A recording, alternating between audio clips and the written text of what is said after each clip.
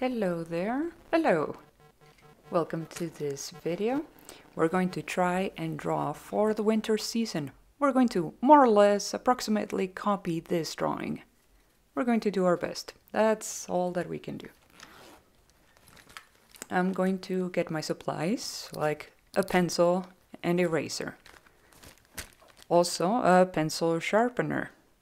Now, I'm not the kind of person that likes a very sharpened pencil, unless I'm writing in very neat and clean letters, but for drawing, I actually prefer it when it's a little bit too round and dull.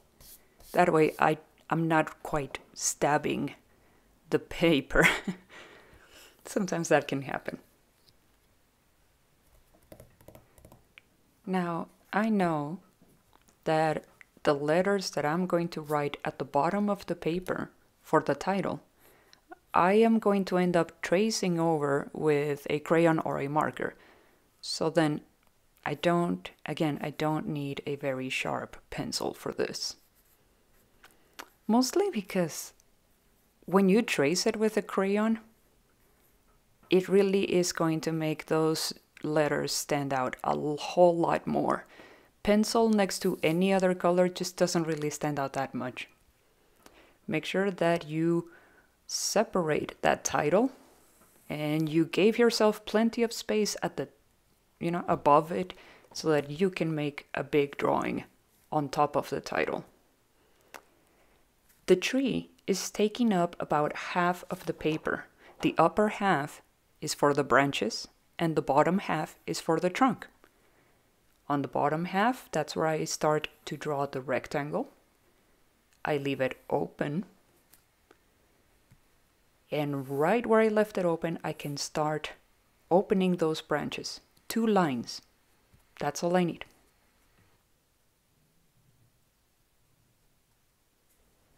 After this, then I'm going to start drawing what I think of as the letter Y.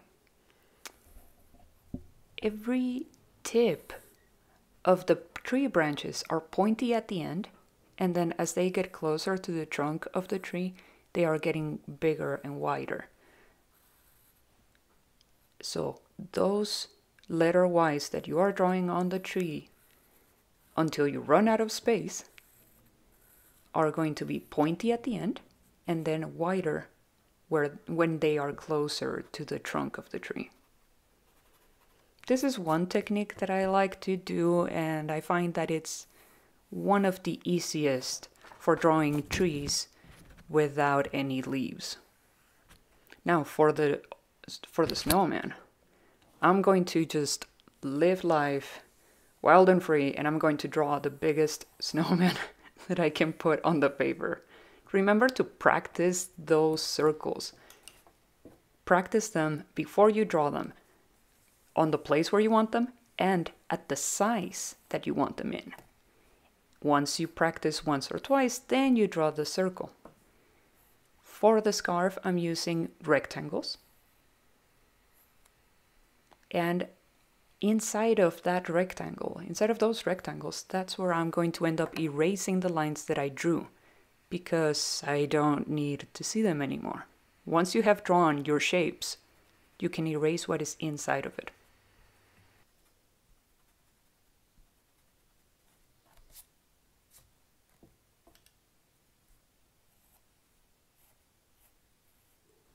So let's talk about hats. Hats are supposed to protect the upper part of your head. So do not draw the hat on top of the head, but rather covering part of it. And then the rectangle has to be the size of the side of the head that it's covering. You may draw eyes and smile in any style or shape that you wish, but do make sure that the nose is more or less like a triangle, as it is trying to represent a carrot.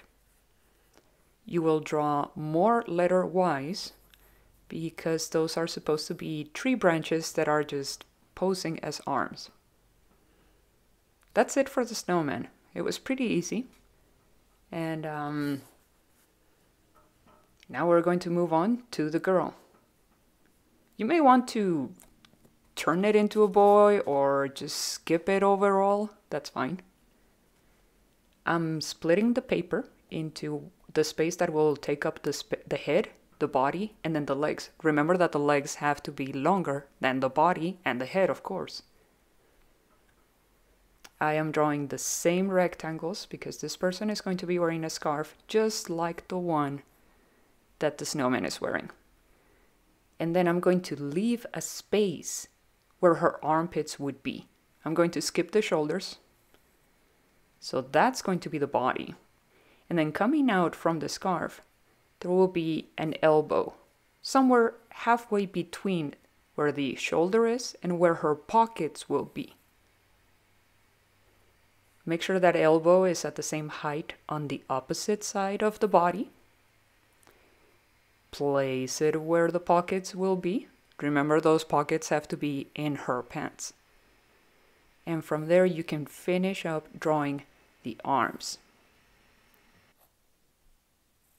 This is where the magic of playing a video on YouTube is so useful, because if you did not know how I drew this part or that part, you missed it because you were busy trying to draw on your own paper. You can always pause this video, rewind it, watch it again, and then pause it as you are doing what you are copying from me. The legs can look a little bit like rectangles. And you're going to see me here not quite knowing what to do for the feet. I'm trying to decide whether or not I'm going to draw the feet going sideways or maybe just facing forward. And sometimes that just happens. You don't know what choice to make, what decision to make. I think I'm just going to draw shoes and not worry about it so much. I'm not worried about perfection. I think that when you want to show your drawing around to your audience would be your parents, your grandparents, your teachers, classmates, just anybody. That would be your audience. When you want to show them that, they are not going to notice the tiny little imperfections or the mistakes so much. They are going to notice whether or not you finished the drawing. So that's what we are going to be focusing on for the most part. You can draw any type of eyes that you know how to draw. And this hat needs sort of a rectangle that wraps around the head. And then the top of the head has to be round because the top of the head has to be round. So make sure that top of the hat is round and the pom-pom is pretty much falling or pointing towards the bottom. That pom-pom is almost being pulled down. You can turn this into a boy or a girl, whichever way you wish. You can just leave it like that. And after finishing touches, you're going to draw a horizontal line behind everything. This is going to be like a horizon or background. Horizon line or background. This is going to be pretty much the background. That's easier. And don't draw it on top of the tree, please. And if you think about it, this is where from this line, below this line, everything is ground. Above this line, everything is sky.